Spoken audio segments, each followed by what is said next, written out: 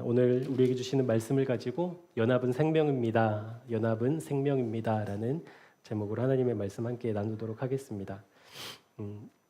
설교를 하기 전에 제가 감기에 걸렸어요. 그래서 제 의지와는 상관없이 콧물이 좀 나와서 훌쩍거려도 여러분 양해해 주시고 또 기도하는 마음으로 빨리 나을 수 있도록 중보해 주셨으면 좋겠습니다. 오늘 설교 목적을 말씀드릴게요. 오늘 설교 목적은 제목 그대로 주님과 연합함을 사모하게 하는데 오늘 설교 목적이 있습니다.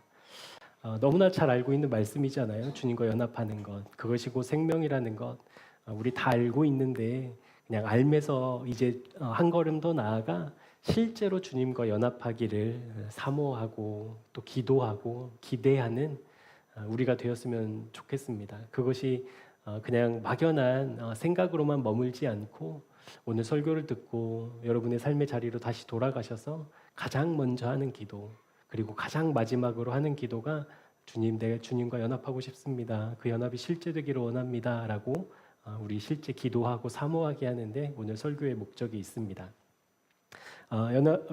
주님과의 연합이 이제 실제됐다라고 한다면 이제 우리에게 놀라운 일이 이제 벌어지겠죠. 생명이신, 온 세상을 지으신, 진리이신 그 주님과 내가 연합했다라고 한다면 이제 우리에게 큰 변화들이 있을 텐데 그 큰 변화들 중에 하나는 이런 거일 겁니다. 나는 다 알 수 없었는데, 나는 다 예상치 못했는데, 계획하지 못하고 준비하지 못했는데, 하나님의 놀라우신 계획은 이미 다 준비되어 있었구나. 와, 하나님의 놀라우신 그 계획하심은 측량할 수 없구나 라는 것이 이제 실제되겠죠. 그러니까 실제되니까 그것이 실제되면 이제는 나에게 어떤 일이 터져도, 어떤 문제가 생겨도, 어떤 예상치 못한 일이 있다 하더라도 우리는 크게 요동하지 않게 될 겁니다. 그것이 바로 연합이 생명이다라는 의미거든요. 세상은 이제 우리를 막 넘어뜨리려 하잖아요. 그리고 저번에 지지난주 말씀에서도 이제 이기는 것이 이 세상의 성공과 성패를 가르는 그 중요한 기준인데, 여러분 그것과는 상관없이 내가 든든히 선다면 그것은 정말 놀라운 능력인데, 우리에게 그 능력으로 오신 그 주님과 우리가 연합해야 된다라는 것, 그것을 여러분 마음속에 다짐하고 또 결단하고 기도했으면 좋겠습니다. 그러니까 도저히 설명할 수도 없고 측량할 수도 없고 계획을 예상할 수도 없었던 그 하나님의 섭리가 비로소 깨달아진다면, 여러분 그것이 실제라면 우리를 흔들 일이 뭐가 있을까요? 우리의 마음을 무너뜨리게 할 만한 또 다른 무엇인가가 있을까요?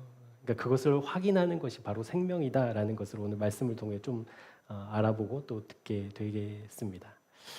에베소서를 이제 마지막으로 이렇게 마무리하면서 에베소서가 이야기하고 있는 큰 주제가 구원이라고 말씀드렸습니다.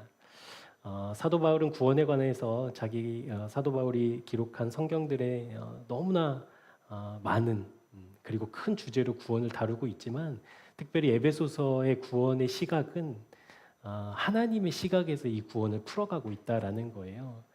그 특징이 이제 에베소서 1장에 나오는데, 그 특징이 무엇이냐면 하나님께서 사람들을 구원하시기 위한 그 계획과 뜻을 태초로부터 정하셨다라는 이제 그 고백을 통해서 하나님의 시각으로서의 구원을 이제 에베소서를 통해서 풀어가고 있거든요. 그러니까 하나님의 구원하심이 현재의 일이지만 거슬러 올라가 보면 온 세상이 지어지기 전부터, 온 우주와 하늘과 땅이 지어지기 전부터 하나님은 이미 우리를 구원하실 계획을 갖고 계셨다라는 것이 이제 하나님의 시각에서의 구원이라는 것이죠. 그렇다면 여러분 한번 우리 좀 쉽게 한번 상상해 보자고요. 그러니까 온 세상이 있기 전에 하나님이 사람들을 위한 구원의 계획을 갖고 계셨어요. 결정하셨어요. 구원하시기로.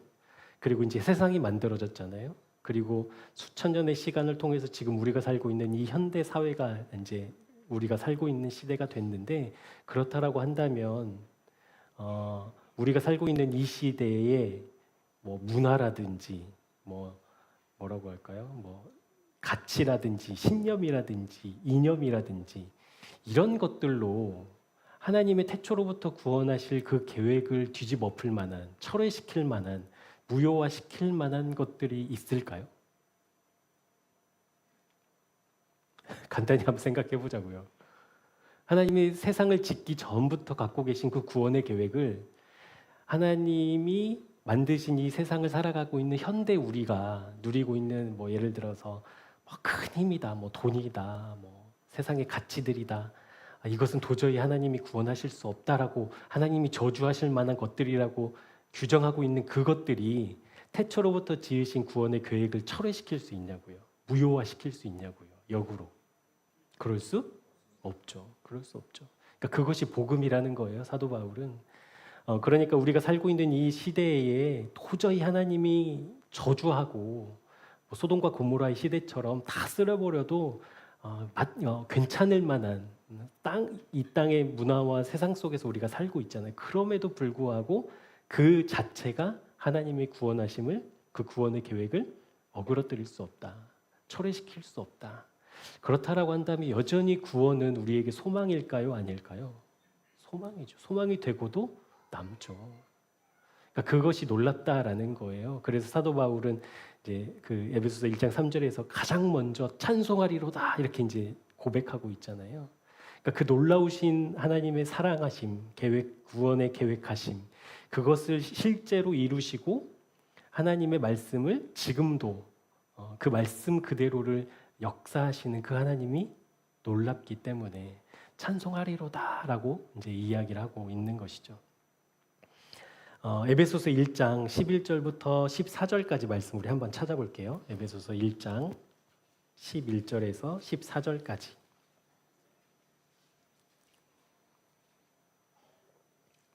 한번 같이 읽어보도록 하겠습니다. 시작.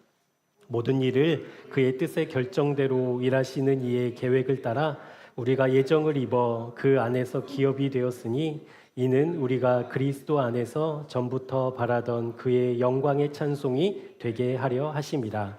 그 안에서 너희도 진리의 말씀 곧 너희의 구원의 복음을 듣고 그 안에서 또한 믿어 약속의 성령으로 인치심을 받았으니 이는 우리의 기업의 보증이 되사 그 얻으신 것을 속량하시고 그의 영광을 찬송하게 하려 하심이라. 아멘. 그러니까 태초로부터 계획하신 그 구원의 계획하심을 이루어 가시는 하나님께서 변함없이 그 사랑으로 우리를 향하고 계신 그 하나님께서 이제 구원하시는 백성들, 만나 주시는 백성들에게 나타나는 특징이 무엇이냐면 영광의 찬송을 하게 된다라는 거예요. 영광의 찬송. 여러분 찬송, 영광의 찬송하면 떠오르는 이미지가 혹시 있으신가요? 영광의 찬송. 또 이렇게 심각해지셨어요. 영광의 찬송하면 떠오르는 이미지. 구름, 천사들, 막 뭐라고 하죠? 빵빠레 막 이렇게 막 불면서 나팔 불면서 영광의 찬송을 하게 하는 것이 하나님의 목적이라는 거잖아요. 결국에. 그러니까 하나님의 태초로부터 택정하신, 약속하신, 이루고자 계획하신 그 구원의 계획 속에 있는 사람들은 무엇을 부르게 된다? 영광의 찬송을 부르게 된다. 이것을 쉽게 그냥 뭐 우리가 생각하면 내가 일과를 보내면서 찬송을 헐렁헐렁하는 것이 영광의 찬송이겠지. 아니면 출퇴근 시간에 찬양을 많이 듣는 것, 그것이 영광의 찬송이겠지 하겠지만 오늘 이 구절에서 영광의 찬송은 어떤 의미가 있냐면요. 하나님을 인정하는 것이 영광의 찬송이라는 거예요. 무엇을 인정하는 걸까요? 하나님을 인정한다라고 했을 때 이것은 대답 한번 해보셔요. 하나님을 우리가 인정합니다라고 했을 때 그 인정하는 포인트는 뭐예요? 무엇을 인정하는 거예요? 하나님의 주인 되심을 인정하는 것. 아멘. 그러니까 영광의 찬송은 뭐냐면요. 하나님이 내 인생의 주인이십니다라고 고백하는 것이 영광의 찬송이라는 거예요. 그러니까 하나님의 태초로부터 예정하신 구원을 경험한 그것이 실제된 사람들은 주님의 주인 되심을 인정할 수밖에 없겠죠.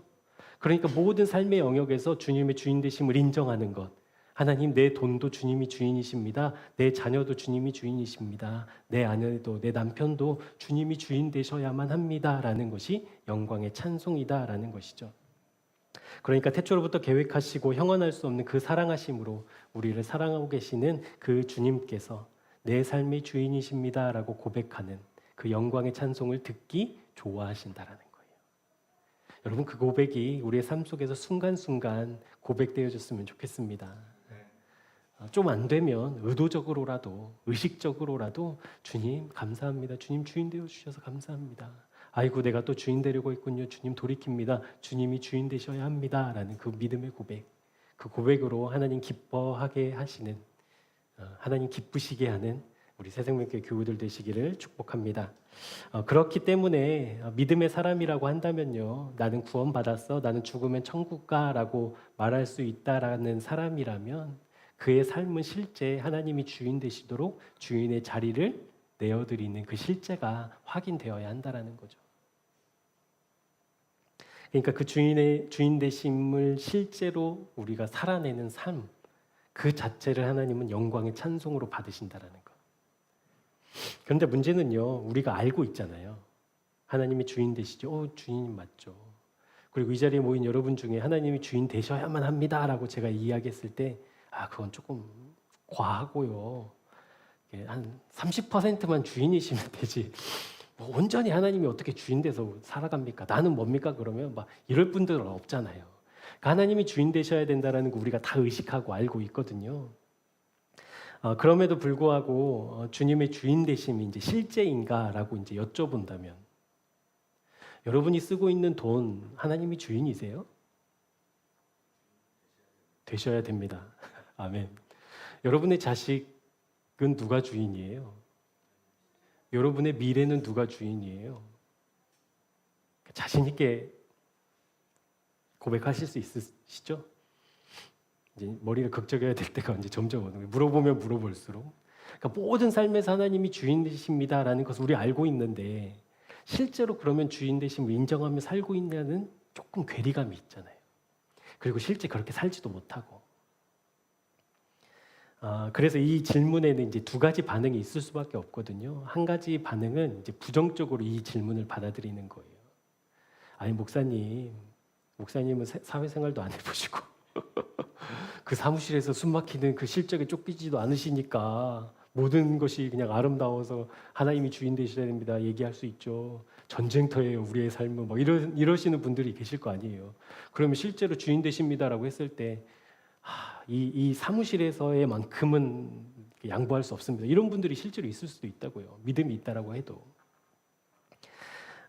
그러니까 이제 영광에 찬송하는 삶, 하나님께 영광의 찬송을 올려드리는 삶을 막 독려하면 할수록 이런 분들은 이제 부담을 느끼기 시작하는 거예요. 실제로 나 그렇게 살지 못하는데, 실제 나의 삶은 전쟁터 같아서 하나님의 영광이고 뭐고 나는 지금 살아남는 데에도 급급해 죽겠는데 어떻게 내 삶의 주인이 주인이십니다라고 그것을 인정하고 모든 분야에서 모든 영역에서 하나님이 주인 되심을 기도하며 살 수 있겠느냐고 반문하는 사람들도 있을 거예요. 그렇게 반응하시는 분들도. 근데 여러분 이 질문이 여러분 정죄로 받아들여지지 않으셨으면 좋겠어요. 실제로 물으면 물을수록 머리 극적일 수밖에 없거든요. 저도 마찬가지고. 목사님은 목사님의 모든 삶 24시간이 하나님이 주인이십니까? 라고 물어봤을 때 저도 죄송합니다. 주님 돌이킵니다. 할 수밖에 없는 존재라는 거 알아요. 그러니까 그것을 정죄로 받아들이기 시작하면 이제 우리가 하나님의 말씀을 이제 듣지 않는 거니까. 그러니까 두 번째 반응은 어떤 반응이냐면 실제로 안 되는 나에게 집중하지 않는 거거든요. 그러니까 모든 삶의 모든 영역에 하나님이 주인이셔야 한다라는 것, 그것을 하나님 기뻐하신다라는 것, 그것을 하나님께서 영광의 찬송으로 받으신다라는 것 알았으니까 하나님 이제는 내가 그런 삶으로 주님께 영광의 찬송 올려드리는 삶을 살게 도와주옵소서. 정말 그것이 실제인지 확인하는 내 인생 되기를 원합니다. 주님 그렇게 될 수 있도록 나에게 힘과 능력, 믿음 더해 주십시오라고 기도하는 반응, 그 두 가지 반응이 있다라는 거예요. 여러분은 어떻게 반응하시겠어요? 첫 번째예요, 두 번째예요? 싸우자는 거죠. 대답 안 하시면 왜 3번은 없냐고. 우리의 삶은 두 번째여야 하죠.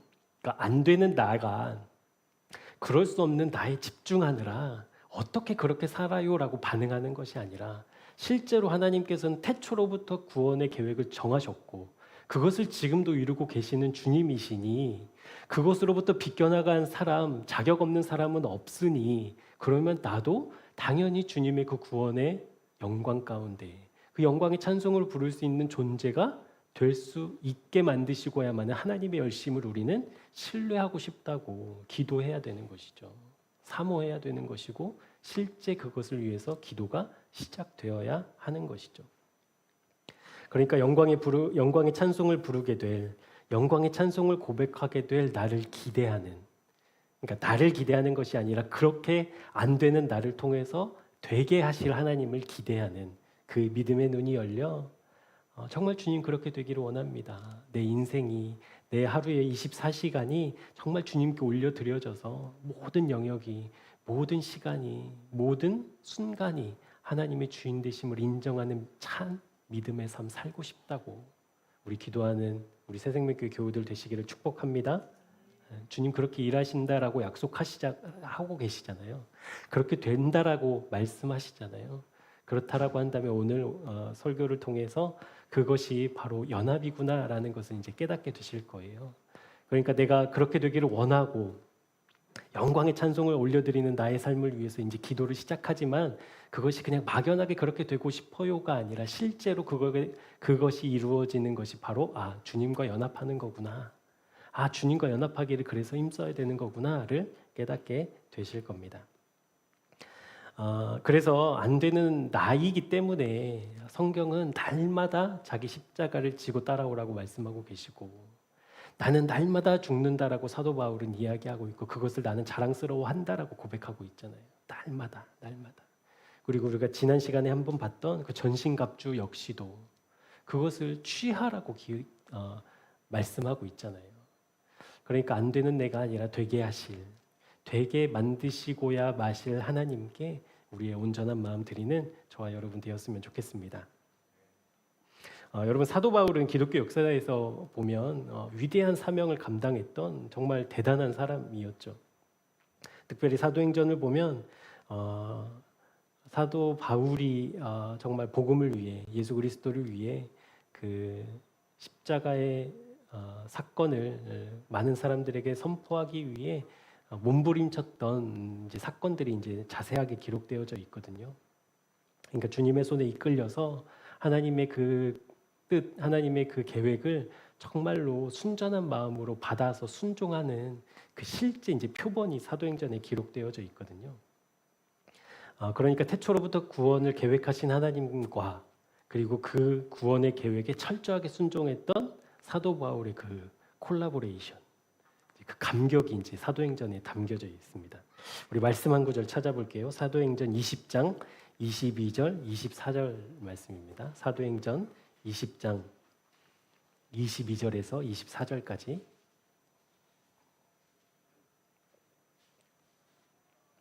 사도행전 20장 22절에서 24절.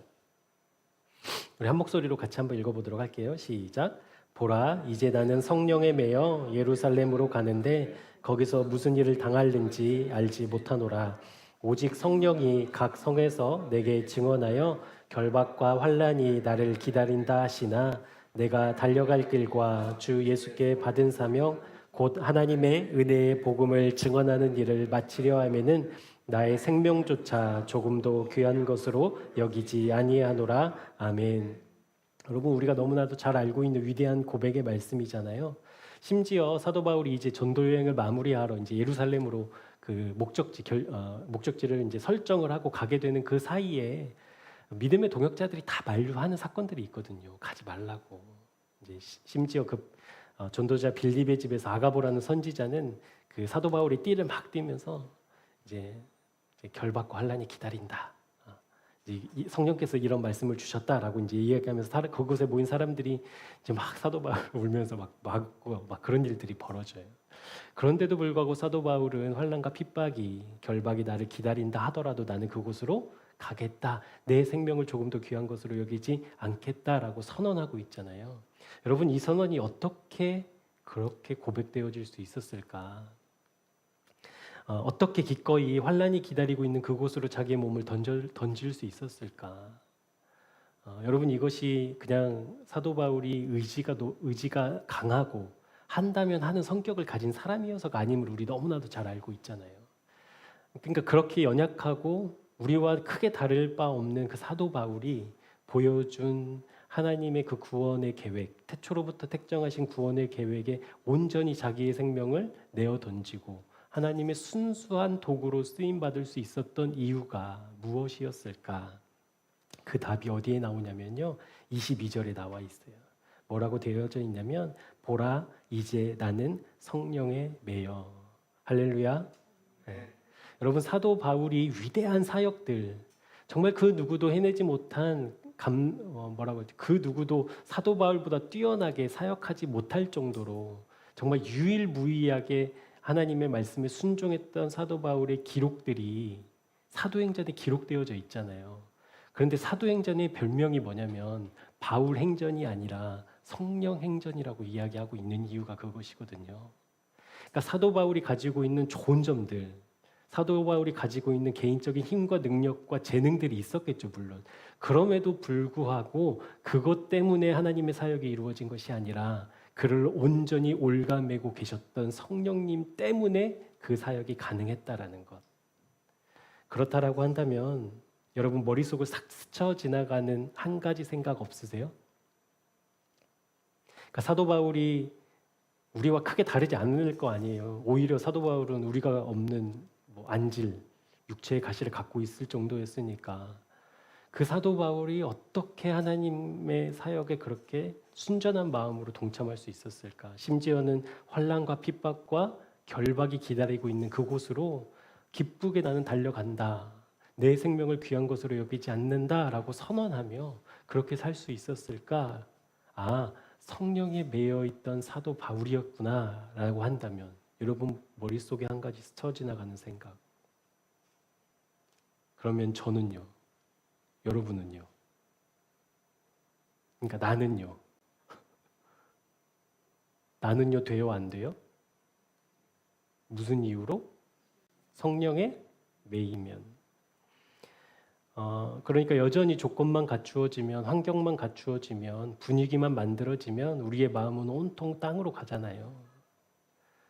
부인할 수 없는 사실이잖아요. 그러니까 어떤 환경이 잘 갖추어지면 우리의 마음은 하나님께로 가는 것이 아니라 땅으로 간다고. 그런 존재가 우리였다고요. 오히려 땅에 대한 것은 너무나도 쉽게 우리가 우리의 마음을 무장해제 시켜버리는 우리의 연약함. 그럼에도 불구하고 그런 내가 성령에 매여 있다라고 한다면, 그런 내가 성령의 이끌림을 받아 산다라고 한다면, 여러분 그렇다면 우리를 통해서도 하나님의 역사, 하나님의 구원의 계획, 하나님의 뜻 이루어지겠죠? 이루어지겠죠? 한번 끝까지 반응 한번 해보셔요. 어떻게 되나? 이루어지죠. 하나님은 그런 사람들을 통해서 일하시니까 이루어지죠. 그것이 바로 이제 연합이라는 거예요. 연합.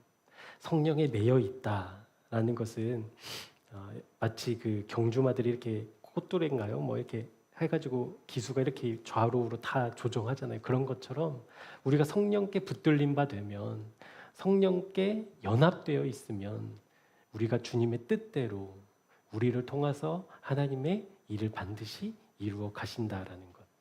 그렇기 때문에 여러분 연합은요 그냥 단순히 내가 주님께 매였어, 나는 이제 주님의 종이야 라는 것이 아니라 실제 우리에게 생명이라는 것. 연합이 생명이기 때문에 여러분 분리될 수 없잖아요. 연합은 생명이기 때문에 그것이 그냥 대충 할 수 없잖아요. 연합은 생명이기 때문에 가장 먼저여야 되잖아요. 그러니까 우리의 신앙의 가장 첫 출발, 그러니까 아까 설교 목적에서도 말씀드렸다시피 우리의 가장 첫 기도는 바로 이 연합을 위한 기도여야 한다는 거예요. 주님, 나를 붙잡아 주십시오. 내가 주님과 연합하기를 원합니다. 십자가에서 주님과 함께 죽고 산 그 사실이 현실되기를 원합니다라고 하는 그 기도.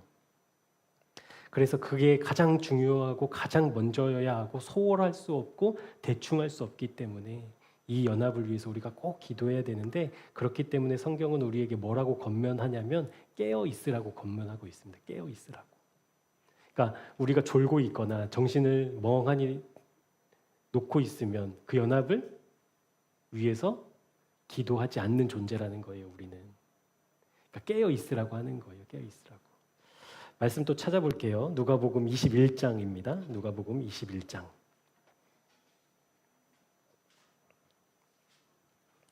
누가복음 21장 34절에서 36절까지 말씀입니다. 누가복음 21장 34절에서 36절까지 말씀 우리 같이 한번 읽어보도록 할게요. 시작. 너희는 스스로 조심하라. 그렇지 않으면 방탕함과 술 취함과 생활의 염려로 마음이 둔하여지고 뜻밖의 그날이 덕과 같이 너희에게 임하리라. 이날은 온 지구상에 거하는 모든 사람에게 임하리라. 이러므로 너희는 장차 올 이 모든 일을 능히 피하고 인자 앞에서 서도록 항상 기도하며 깨어 있으라 하시니라. 아멘. 그러니까 우리가 스스로 조심하지 않고 깨어 있지 않으면 어떻게 된다라는 거예요? 방탕함과 술 취함과 생활의 염려로 마음이 둔해진다라는 거예요. 그래서 깨어 있어야 돼라고 예수님이 우리에게 말씀하고 계시는 거거든요. 그러니까 연합을 위해서 우리가 늘 깨어 기도해야 된다라는 사실 우리 잊지 않았으면 좋겠습니다. 그러니까 생명의 주님과 연합하는 것이 곧 우리에게도 생명이라고 한다면 여러분 그 생명이 그 연합이 깨어질 때 나타나는 현상이 있어요. 그게 뭐냐면 오늘 말씀해 보면 둔해진대요. 마음이 둔해진다. 여러분 어떤 마음일까요? 마음이 둔해진다라는 것. 우리 주일날에도 살짝 얘기했었지만 목사님이 마음이 둔해진다라는 것. 이게 그 원어를 제가 찾아보니까 이 둔하여지다, 둔해진다라는 헬라어 단어에 그 원어적인 의미에 많은 여러 가지 뜻이 있는데 그 중에 한 가지 뜻이 더 있더라고요. 그게 뭐냐면 무거운이라는 뜻이에요. 무거운. 그러니까 여러분 한번 상상을 해보세요. 우리의 마음이 뭐 책량할 수는 없지만 이렇게 동그란 마음이라고 해요. 이 동그란 마음에 뭐가 있어요? 방탕함, 술 취함, 생활의 염려가 이제 쌓여져 있는 거예요. 무겁게. 그러면 여러분 이 동그란 마음이 어떻게 되겠어요? 점점 쭈그러들겠죠. 무게로. 그래서 이제 꽉 압축이 되겠죠. 그러면 마음이 부드러워진 거예요? 단단해진 거예요? 단단해진 거예요. 그러니까 마음이 단단해졌다라는 의미는 뭐냐면 여러분 이렇게 우리가 벽이 있지만 단단한 거에 뭐 이렇게 꽂으려고 하면은 돼요? 안 돼요? 안 되죠. 근데 솜사탕에 나무젓가락 벽에 나무젓가락 이거는 이제 안 되는 거죠. 차력사도 안 되는 거죠. 그러니까 그 상태라는 거예요. 방탕함이 생활의 염려가 나의 힘으로 하려는 어떤 애씀들이 우리의 삶에 짊어지고 있는 그 짐들이 우리의 마음 가운데 억눌려서 이 마음이 꽉 압축이 되는 거예요. 그래서 단단한 마음이 되는 거예요. 그래서 그 단단한 마음이 됐을 때 이제 나타나는 현상이 있어요. 그게 뭐냐면 이제 말씀이 들어갈 수가 없는 거예요. 하나님의 은혜가 들어갈 수가 없는 거예요. 그러니까 능력이 없어서가 아니라 우리 마음의 상태가 그렇다는 거예요. 마치 우리의 마음이 뭐 이렇게 뭐라고 할까요? 철옹성 같이 정말 바늘끝 하나라도 들어가지 못할 정도로 단단하게 굳어져서 하나님의 은혜의 말씀이 있어도 그 말씀이 선포되어도 들려져도 보여져도 그 말씀이 우리의 마음으로 스며들지 못하게 하는 상태가 마음이 둔하여진 상태라는 거예요. 여러분 한번 생각해 보자고요. 우리가 여러분 돈에 대해서 염려할 때 있잖아요.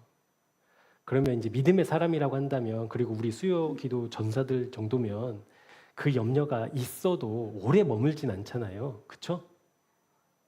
그렇죠. 막 이게 막 여러분 일주일 동안 막 그러지 않잖아요. 우리 그냥 들어왔네. 아 주님 이러다가 훌 털고 또 다시 주님이 주인이십니다. 이제 영광의 찬송하니까 우리 정도는. 근데 여러분 그 물질에 대한 염려가 들어오는 그 순간에 여러분 한번 생각해 보자고요. 그 순간이 마음이 둔하여진 순간인데 여러분 물질에 대한 염려가 들어왔을 때 하나님의 말씀이 들려요, 안 들려요? 그 짧은 순간이라고 하더라도 염려가 더 크잖아요, 하나님보다. 맞죠? 자식의 문제가 터지면 그걸 붙들고 이제 우리는 기도의 자리로 가겠지만 염려가 터져서 내 마음에 자식의 문제가 확 들어왔을 때 여러분 그 순간만큼은 마음이 둔해져서 하나님이고 뭐고 자식이 더 커진다니까요. 남편과 아내 사이가 안 좋아. 그래서 서로에 대해서 원망과 막 비난이 있어. 근데 기도해야 돼. 막 뭔가 찝찝한 데도 있지만 그것이 진짜 현실될 때, 내 마음에 확 들어왔을 때에는 하나님의 사랑과 우리 에베소서 말씀에도 있지만 남편은 아내 사랑하기를 교회같이 하고 남편은 아내 사랑하기 그리스도가 교회를 사랑한 것처럼 해라. 뭐 여러분 이 말씀이 막 생각나요? 그리고 무릎 꿇고 하면 회개해요? 아니라는 거예요. 그러니까 그 순간만큼 우리의 마음이 단단해져 가지고 하나님의 은혜, 하나님의 말씀, 그 생명을 다 거부하고 있는 상태라는 거예요. 그래서 마음이 단단해지면 여러분 무서워져요, 사람은. 우리 같은 교회 안에 있다 하더라도 여러 가지 염려들로 내 마음이 단단해진 사람은 두려워요, 무섭고. 그러니까 그럴 수밖에 없는 게 은혜가 다 튕겨져 나가고 있으니까. 그러니까 이제 자기 뜻이 이제 막 드러나거든요. 그러니까 그게 이제 무서움으로 나타나죠. 그러니까 마음이 단단해지고 둔해지는 것을 우리 경계해야 됩니다. 내 염려가, 내 걱정이, 내 두려움이, 내 문제가 내 마음을 짓누르지 못하도록 우리 늘 깨어 있어야 합니다. 그래서 에스겔은 우리에게 이렇게 이야기하고 있거든요. 에스겔 36장 26절, 27절 말씀입니다. 제가 읽을게요. 또 새 영을 너희 속에 두고 새 마음을 너희에게 주되 너희 육신에서 굳은 마음을 제거하고 부드러운 마음을 줄 것이며 또 내 영을 너희 속에 두어 너희로 내 율례를 행하게 하리니 너희가 내 규례를 지켜 행할지라. 아멘. 에스겔서 36장을 선포하고 있는 에스겔의 그 상황은 시대적인 상황은 어떤 시대냐면 이제 이스라엘이 이제 멸망한 시대잖아요. 586년도에 이제 남북 이스라엘이 다 이제 멸망하게 된 상황에 이제 에스겔이 이렇게 이야기하고 있는 거거든요. 이스라엘은 하나님이 주인이셨잖아요. 그러니까 이 하나님은 온 세상을 지으시고 다스리시고 주관하시는 전능하신 하나님이셨다고요. 그러니까 그 하나님이 다스리는 나라가 망하게 됐어요, 이제. 그럼 여러분 주변 나라에서 이스라엘을 향한 비난과 조롱은 뭐 뻔하잖아요. 너희가 믿는 신이 어디 있느냐, 너희가 믿는 신은 능력이 있느냐, 실제 살아있지 않다, 막 이런 조롱들이 막 있어요. 그런데 지금 하나님께서 완전히 망해버린 이스라엘 백성들에게 에스겔을 통해 무슨 말씀을 전하고 있냐면 내가 다시 돌아오게 하겠다. 내가 다시 너희를 회복시키겠다. 내가 다시 너희를 불러들여서 너희들이 살았던 이곳에서 다시 경작할 수 있는 은혜 베풀겠다라는 것을 에스겔을 통해서 이제 이야기하고 있거든요. 이제 여러분 한번 생각해 보자고요. 내가 믿었던 하나님이 전능하신 하나님이었고 그 하나님이 다스리시는 나라가 이제 이방 나라들의 바벨론과 아수르에 의해서 다 무너져 버렸어요. 그때 에스겔이 나타나서 이렇게 얘기하는 거예요. 하나님이 다시 돌아오게 하겠대라고 한다면 여러분 그 말씀이 들릴까요? 안 들릴까요? 그게 무슨 소용이 있냐고요. 망하게 하지를 마시든가 아니면 망할 것처럼 하고 다시 극복하셔서 하나님 살아계심을 나타내시든가 그러면 되는데 현실적으로 이스라엘은 완전히 이제 폭삭 망해버렸고 우리는 다 끌려가던 이제 뿔뿔이 흩어져 버렸고 그런 이제 비참한 삶을 살아야 되는 우리에게 다시 돌아오게 하겠다. 다시 너희들 회복시킬게. 너희들 다시 돌아와서 경작할 수 있게 될 거야 라는 말씀이 들리겠냐고요. 그게 마음이 둔해진 상태라는 거예요. 그래서 에스겔이 이스라엘 백성에게 뭐라고 이야기하고 있냐면 하나님께서 너희들에게 부드러운 마음 주실 거야 라는 거예요. 그 부드러운 마음이 있어야만 하나님의 말씀이 들린다라는 거예요. 그러니까 마음이 부드러워진다. 그 마음이 하나님의 말씀, 하나님의 은혜를 받아들인다라는 것이 여러분 실제 연합의 증거라는 거예요. 우리가 주님과 연합하면 우리의 마음이 단단해질 수 없죠. 왜요? 우리의 짐이 어디로 가요? 우리의 짐이 누구에게로 가요? 우리 주님께로 가잖아요. 주님과 함께 멍에 매는 거니까. 내 멍에는 쉽고 가볍다라고 말씀하셨으니까 우리가 지고 있는 우리의 마음을 억눌려서 우리의 마음을 단단하게 둔하게 만드는 우리 마음의 짐이 주님과 연합하면 주님이 짊어지시고 우리는 그 주님을 놀라워하고 찬양하게 되고 기뻐하게 된다라는 거죠. 그러하기 때문에 우리의 마음이 주님과 연합하는 것이 곧 생명이라는 의미예요. 여러분, 이 세상의 그 무엇이 우리의 마음을 편안하게 만들 수 있어요? 여러분 한 100억 주면 편안해지실까요? 한번 드려볼까요? 불안해서 잠 못 잘걸요?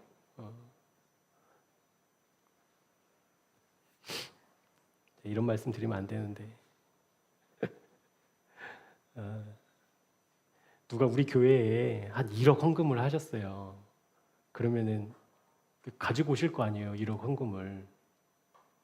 여러분에게 내라고 하지 않을게요. 그렇게 뭐 다른 상관없는 얘기 막 이러시지 마시고 1억 헌금하면 1억을 가지고 오실 거 아니에요. 그러면 이제 제가 재정을 하니까 제가 이걸 들고 어디로 가요? 은행에 가야 되잖아요. 그러면 편안하게 운전해서 갈까요? 문 꼭꼭 잠그고 다닐까요?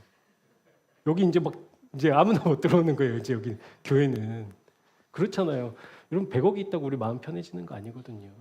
여러분 자식 잘 키우면 마음 평안하겠다? 아니요. 자식 잘 키우면 다른 놈이 다른 여자가 다 데려가요. 그렇잖아요. 우리가 노후가 잘 준비돼 있다? 그러니까 이제 나는 안심이다? 아니요. 우리는 오늘 어떻게 될지 모르는 인생인데.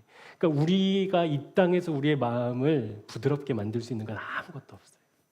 오히려 더 단단하게 우리의 마음을 불안하게 만들고 더 단단하게 굳히게 만들 뿐이죠.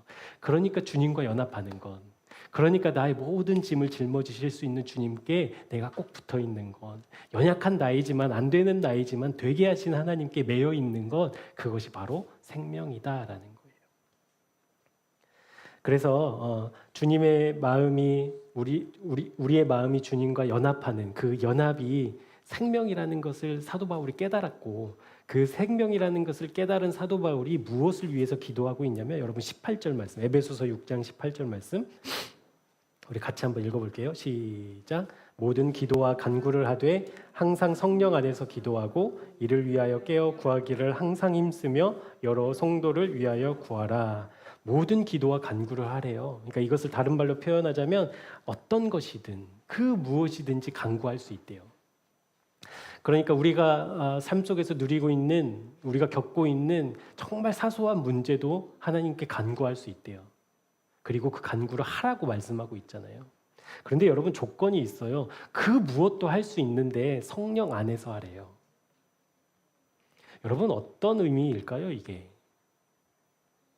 그러니까 예를 들어서 아파요. 제가 손가락이 아파요. 그래서 이게 빨리 나았으면 좋겠어요. 그래서 하나님께 기도해요. 근데 성령 안에서 하래요. 여러분 이게 어떤 의미로 받아들여지세요? 실제로 우리가 그런 기도들을 할 때 성령 안에서 해야 되니까, 이제 말씀이니까 우리가 실제로 성령 안에서 해야 되는데 그게 뭐지가 이제 불분명하면 우리의 기도가 이제 흐트러지는 거니까 이렇게 한번 설명을 드려볼게요. 우리가 아무 것이나 정말 사소한 것도 하나님께 기도할 수 있어요. 그런데 사도 바울은 지금 그것을, 그 모든 기도와 간구를 어디에서 하라고 하냐면 성령 안에서 하라고 하고 있어요. 성령 안에서 기도한다라는 것은 여러분 우리가 하나님께 아뢰는 모든 기도의 제목이 무엇이냐면 하나님의 뜻대로 이루어지기를 원하는 기도여야 된다라는 거예요.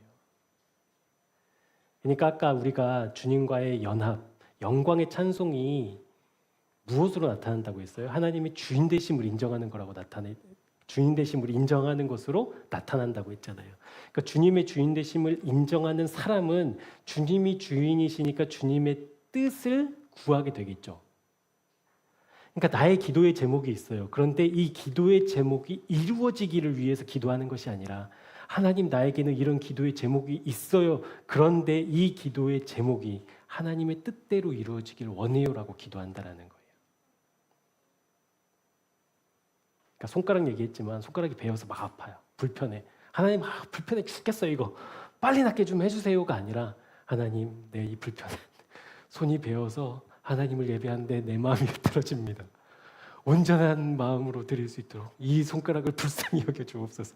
예를 들면 이제 그런 기도라는 거예요. 그러니까 나의 뜻을 주장하고 나의 원함을 하나님께 아뢰서 그 원함대로 하나님이 들어주시도록 하나님께 외치고 하나님께 소리 지르는 것이 기도가 아니라, 성령 안에서의 기도는 하나님의 뜻이 이루어지기를 구하는 기도가 성령 안에서의 기도라는 것입니다. 여러분 왜 그러냐면 우리가 영적인 영역에서 보면 몇 번 말씀드렸지만 우리가 영적인 영역은 딱 두 가지밖에 없어요. 그러니까 누구나 이 두 가지에 속해서 살아요. 하나는 뭐냐면 그리스도 안, 그리고 또 하나는 그리스도 밖. 이 두 가지 영역밖에 없어요. 이게 어중간하게 끼어서 이쪽도 아니고 저쪽 이런 거 없어요. 그리스도 안에 있든지 그리스도 밖에 있든지 모든 사람은. 근데 여러분 그리스도 안에 있는 사람은 무엇을 추구할까요? 하나님의 주인 되심. 하나님의 주인 되심을 추구하겠죠.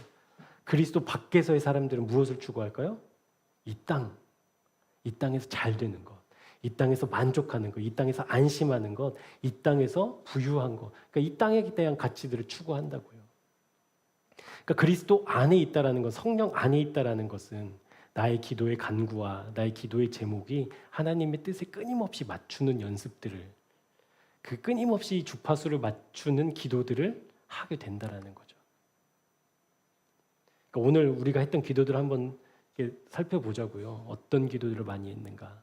그것이 결국 하나님의 뜻을 위한 것인가? 아니면 나의 필요를 채우기 위한 것이었는가? 이제 우리가 하나님의 뜻으로 옮겨가야 하겠죠. 그것이 성령 안에서 기도와 간구를 하라는 말씀의 뜻입니다. 그러니까 우리의 기도는 언제나 하늘을 향해야 돼요. 왜냐하면 우리는 그리스도 안에 있는 존재니까. 그러니까 우리는 땅을 구하는 순간 그걸 성경은 이제 반역이라고 얘기하잖아요. 죄라고 얘기하고. 그러니까 우리의 기도는 끊임없이 하늘을 추구하는 거예요. 하늘을 추구한다라는 것은 하나님의 주인 되심을 추구하는 거예요. 하나님이 주인 되시기 때문에 주님은 지금 어떤 뜻을 갖고 계셔요.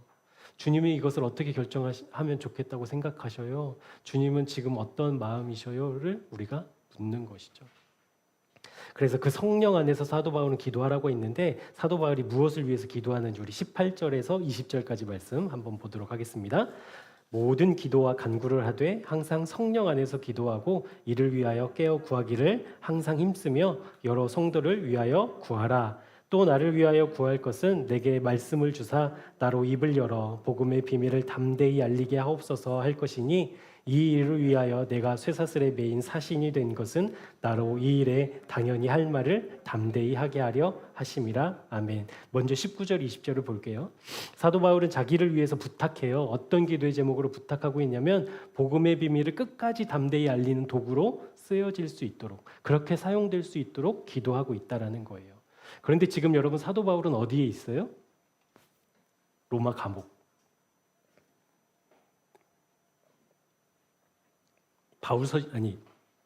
옥중 서신이니까 바이블 맵. 예? 옥중 서신이 뭐예요? 에베소서 옥중 서신이잖아요. 그러니까 지금 로마 감옥에 갇힌 사도 바울이 내가 끝까지 복음의 비밀을 담대히 알리는 주님의 도구로 쓰여지기를 지금 기도하고 있잖아요. 그러니까 복음이신 예수 그리스도의 죽으심과 부활하심을 전하다가 교회를 세우다가 사람들을 주님께로 인도하다가 지금 어디로 끌려간 거예요? 감옥으로 끌려간 거예요. 감옥에서 끌려가서 뭐 했어요? 쇠사슬에 매였잖아요, 지금. 그러니까 이제 비참한 생활을 지금 하고 있는 거예요. 근데 감옥에서 지금 나를 위해서 이렇게 기도해 주십시오라고 했는데 나를 위해서 기도해 달라는 제목이 뭐예요?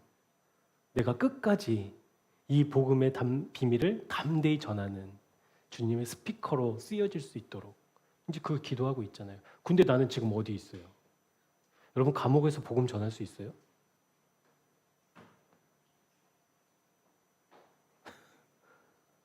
쇠사슬에 매여있는 내가 복음 전할 수 있어요?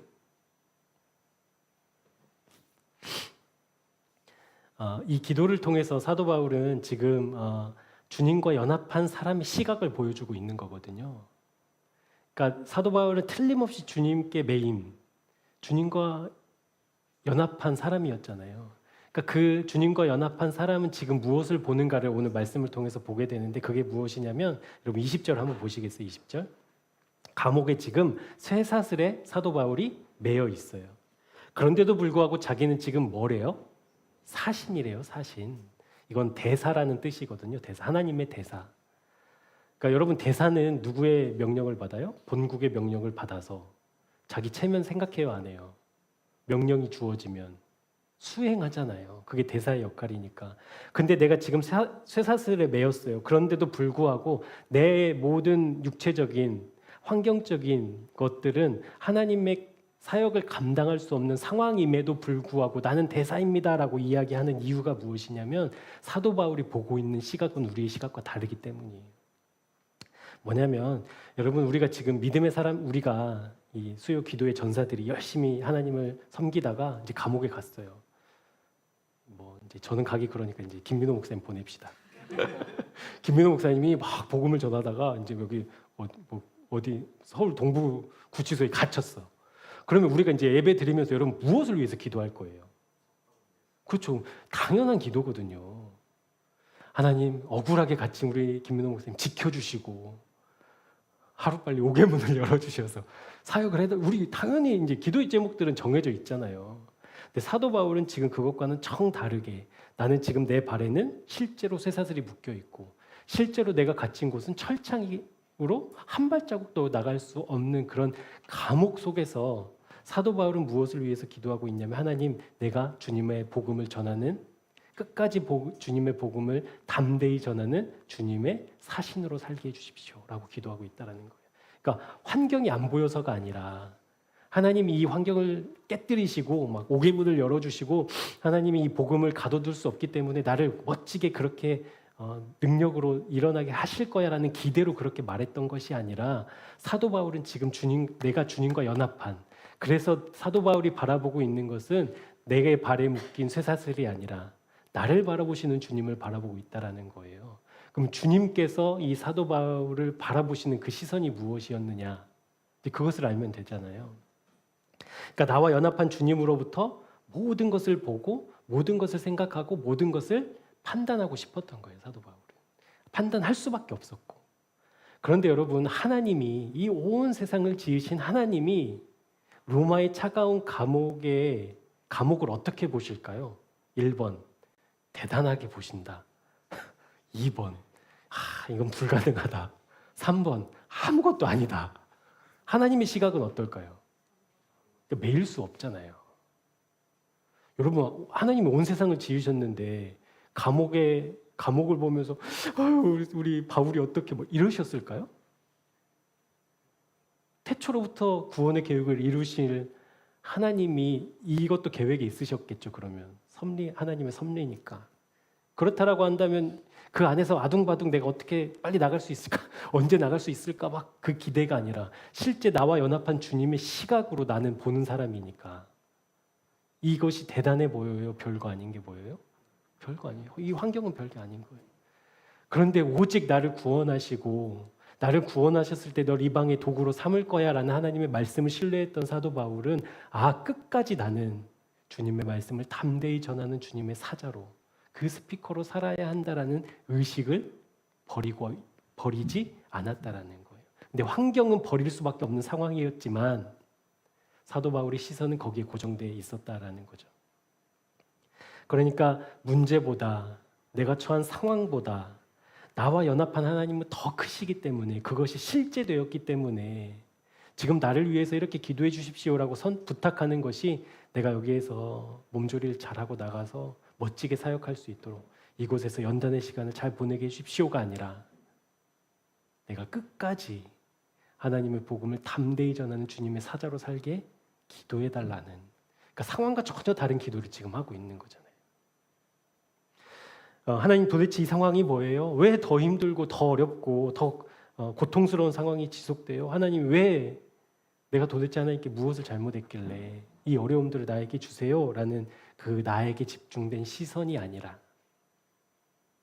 나를 보내시고 나를 통해 일하시고 나를 여전히 사랑하시는 그 무엇도 철회할 수 없는 사랑하심으로 나를 바라보고 계시는 그 주님께 내 마음이 온전히 연합된 사도 바울은 그 하나님의 뜻대로 심지어 내가 감옥에 죽는다 하더라도 끝까지 주님의 복음을 배반하지 않는 주님의 복음을 기회가 된다면 끝없이 담대히 선포할 수 있는 주님의 사자로 살고 싶다라는 그 시선을 갖고 있었다라는 겁니다.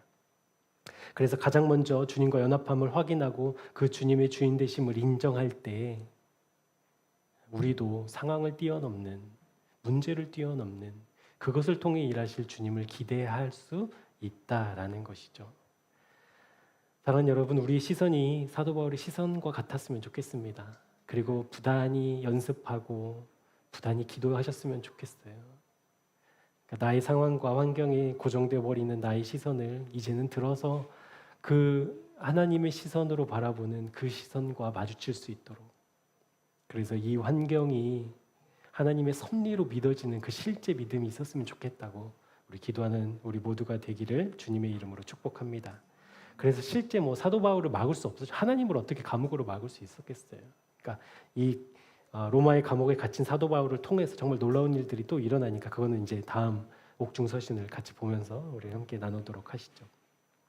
이제 그것으로 이제 끝나지 않고 사도 바울은 또 한 가지 기도를 하고 있거든요. 그게 뭐냐면 형제들을 위해서 기도하고 있어요.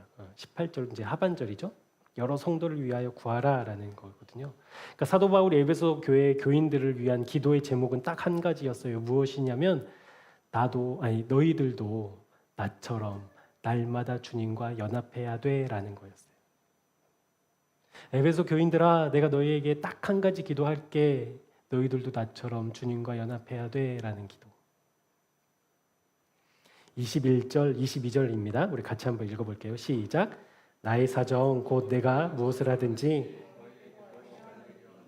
사랑을 받은 형제요 주 안에서 진실한 일꾼인 두기고가 모든 일을 너희에게 알리리라. 우리 사정을 알리고 또 너희 마음을 위로하기 위하여 내가 특별히 그를 너희에게 보내었노라. 감옥에 갇힌 사도 바울의 소식과 일상을 두기고를 통해서 이제 알리잖아요. 그래서 에베소 교회에 이제 알리거든요. 왜 알렸을까요? 왜? 사도 바울이 위대한 사도로 하나님의 사역을 감당하다가 이제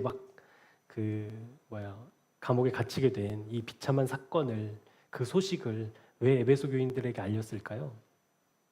에베소서가 계속 이야기하고 있는 사도 바울과 에베소 교회는 그리스도의 몸이었기 때문에 그렇습니다. 그리스도의 몸. 여러분, 몸이라고 한다면 머리에 붙어 있는 거잖아요.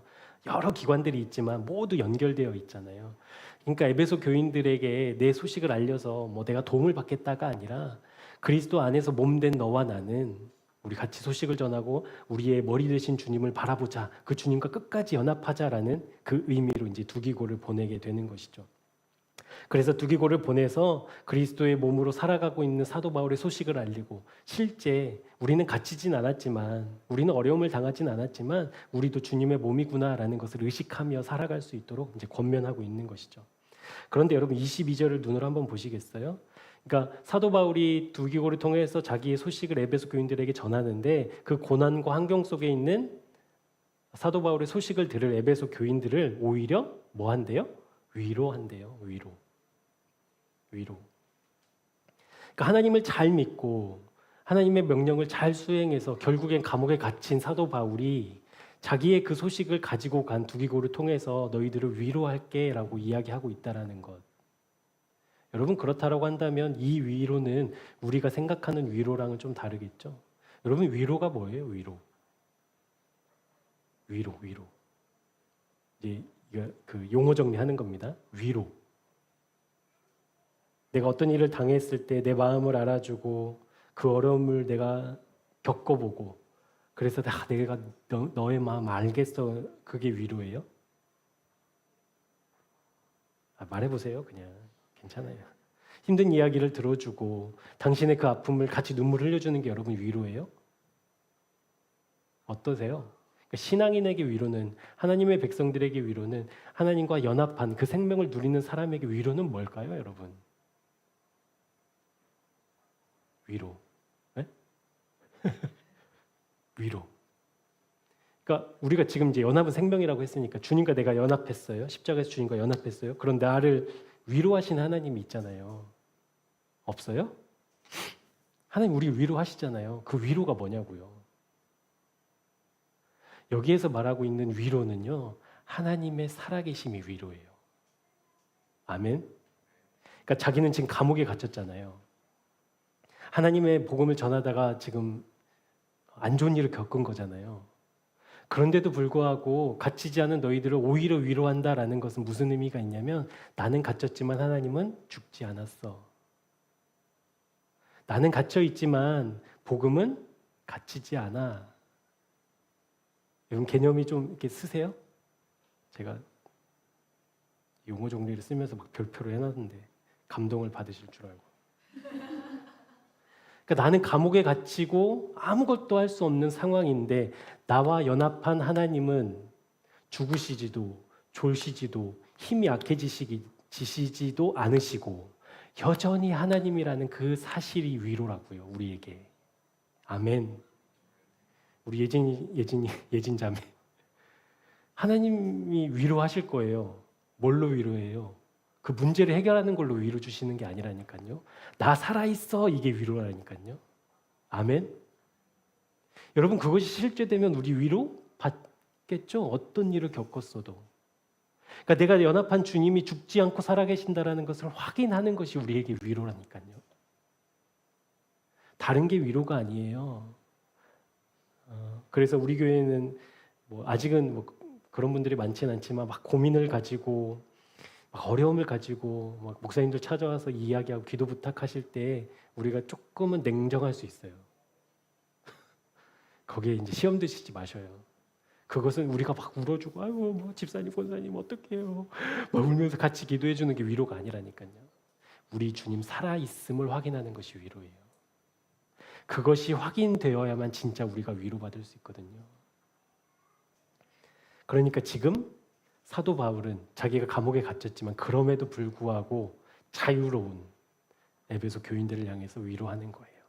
나는 지금 살아계신 하나님과 연합해 있으니까 너희들 그걸 확인해야 돼. 그래야 너희들이 위로가 있어. 이렇게. 우리 시편 3편 말씀 한번 같이 읽어보도록 하겠습니다. 시편 3편입니다.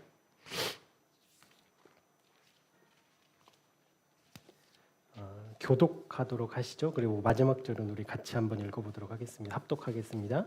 시편 3편입니다. 여호와여 나의 대적이 어찌 그리 많은지요 일어나 나를 치는 자가 많으니이다.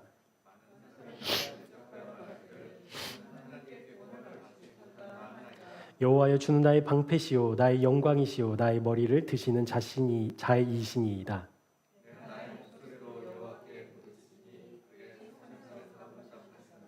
내가 누워 자고 깨었으니 여호와께서 나를 붙드심이로다.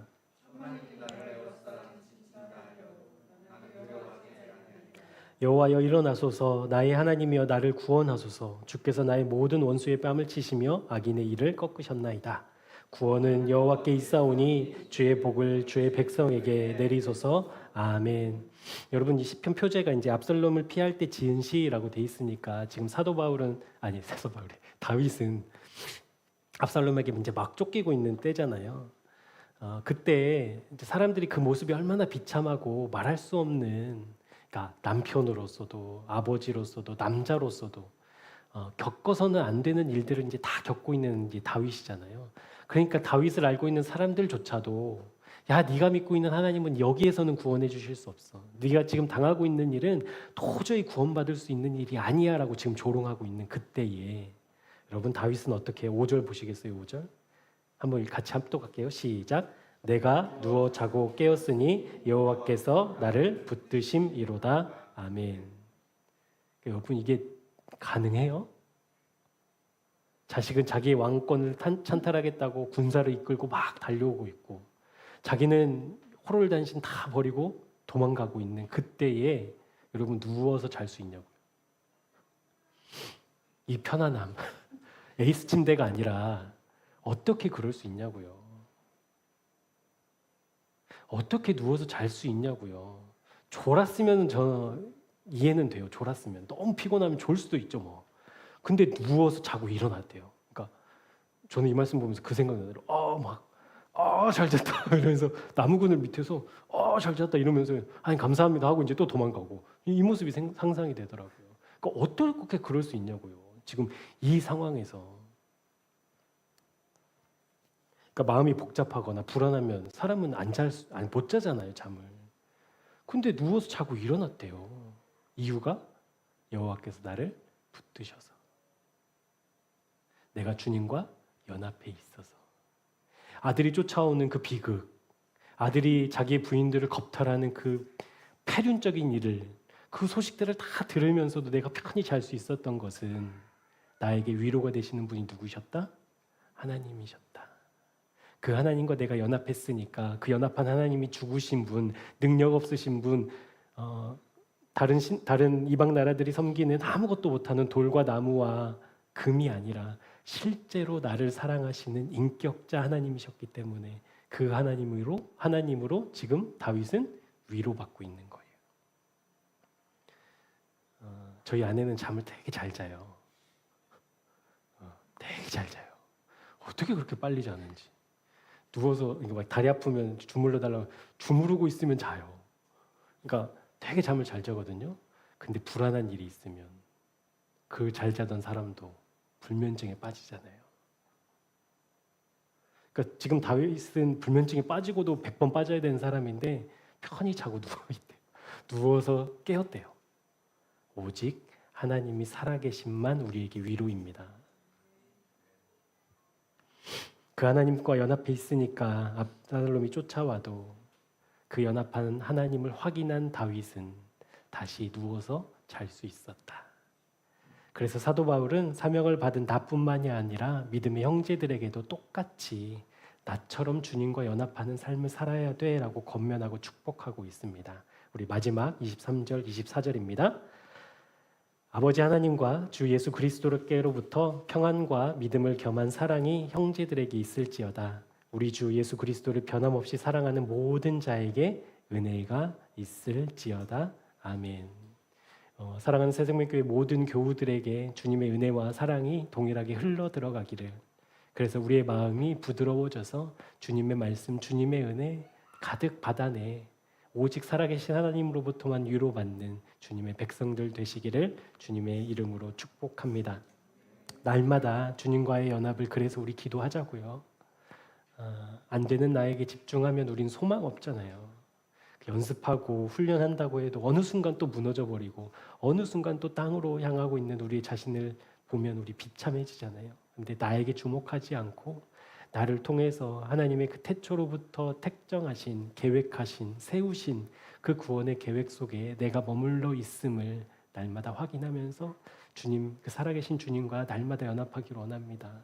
그 연합이 실제되기를 원합니다. 주님 불쌍히 여겨주시고 긍휼 베풀어 달라고 기도하는 우리 모두가 되었으면 좋겠습니다. 그럴 때에 비록 내 삶이, 내 환경이 감옥과 같을지라도 나를 향한 주님의 그 사랑이 철회되지 않는 한 우리는 여전히 소망을 꿈꾸며 영광의 찬송을 부를 수 있는 주님의 백성 될 수 있다라는 그 소망으로 우리 다시 일어나 주님과 연합하는 그 생명을 누리는 우리 새생명교회 되기를 주님의 이름으로 축복합니다. 기도하겠습니다.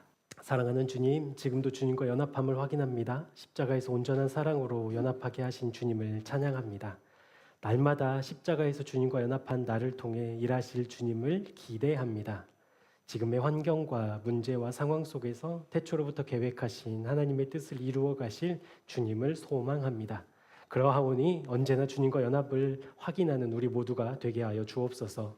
진정한 생명과 위로와 능력은 오직 십자가에서 주님과 연합한 나여야만 합니다. 언제 어디서나 주님과 연합하기를 기도하며 깨어있게 하셔서 주님의 도구 되어 날 사용하실 주님 기대하며 실제 연합의 기쁨, 감격 누리는 우리 모두가 되게 하여 주옵소서. 예수 그리스도의 이름으로 감사하며 간절히 기도합니다. 아멘. 붙잡아 주옵소서. 우리의 의지로, 우리의 능력으로, 우리의 힘으로 하나님과의 관계가 도저히 불가능하기에 하나님께서는 예수님을 이 땅에 보내주셨습니다. 누구든지 그 사랑의 십자가에서 주님과 연합한 사람을 의롭다고 칭해 주셨습니다. 사랑하는 주님, 이 믿음이 실제되기 원합니다. 어떠한 상황 속에서도 어떠한 현실 속에서도 십자가에서 주님과 연합한 나를 의식하는 믿음의 시선을 허락해 주옵소서. 숨쉬는 모든 순간마다 주님과 연합한 나를 확인하고 싶습니다. 경험하고 싶습니다. 그 하늘 기쁨 누리고 싶습니다. 그러하오니 주님, 우리를 불쌍히 여기시고 십자가로 기쁘게 달려나갈 힘과 믿음, 용기 허락해 주옵소서.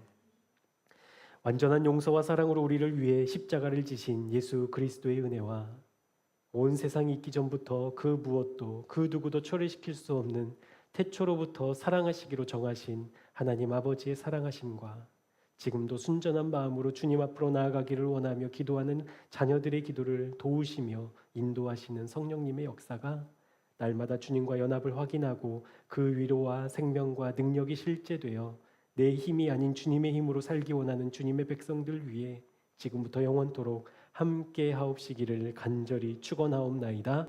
아멘.